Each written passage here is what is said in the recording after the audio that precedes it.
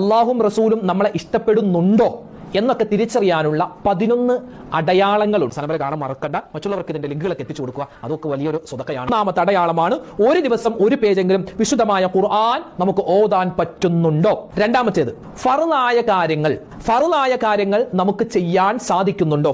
മൂന്നാമതായി നമ്മൾ ശ്രദ്ധിക്കേണ്ടത് നമുക്ക് ദിക്റുകൾ ചെയ്യാൻ പറ്റുന്നുണ്ടോ. നാലാമതായി പ്രത്യേകമായി പരിഗണിക്കേണ്ട ചില സമയങ്ങളുണ്ട് അല്ലെ.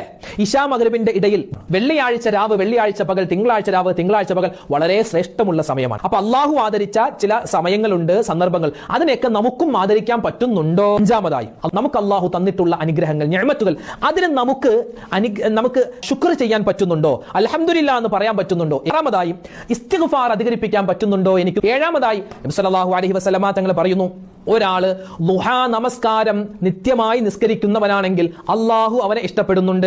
എട്ടാമത്തേത് അള്ളാഹനെ ഓർത്ത് കരഞ്ഞവനാണോ. പത്താമത്തേത് തൗബ ചെയ്യുന്ന ആളുകൾ അള്ളാഹു തആല ഇഷ്ടപ്പെടുമെന്നാണ്.